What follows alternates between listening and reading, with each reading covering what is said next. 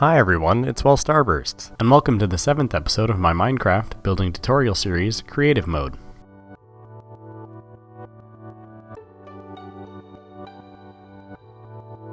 If you don't already know about the series, I will be explaining the elements and principles of design such as shape, color, contrast, and the like, and how they can relate to building in Minecraft.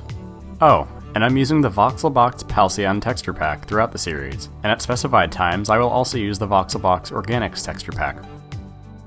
In this episode, we're going to review the principle of contrast, one that I believe most people are already familiar with. Contrast describes the degree of difference between uses of any element. For example, we can create a very contrastic composition through using value when we put a black block on a white background, and vice versa. We can also create contrasting colors by doing the same thing with complementary colors.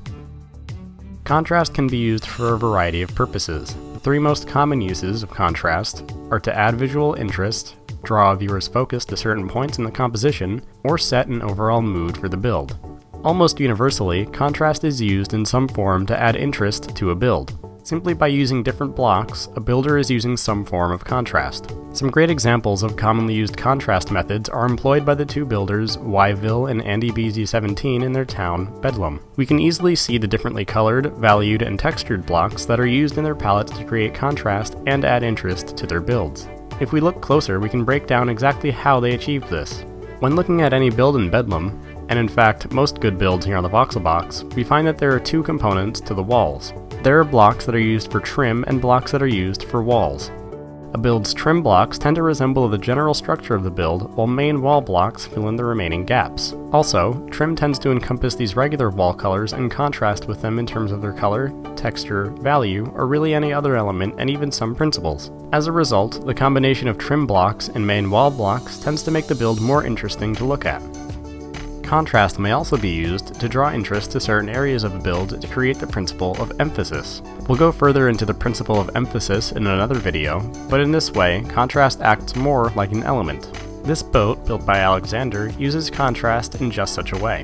The intensity of the colors that are used in the ship are much greater on the top of the ship's deck, and because of this, a viewer's eye is drawn to that area more frequently. Thus, through the use of contrasting colors, he created the principle of emphasis.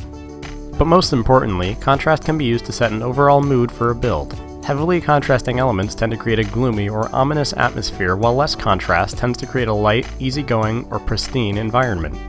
An example of a more gloomy environment comes from the dilapidated remains of Mistvale, built by Gnarlas. Contrasting values and colors play a key role in the emphasis of the town's condition. The town is in ruin, so it should give off a darker vibe. It achieves this through the large contrast in value and color.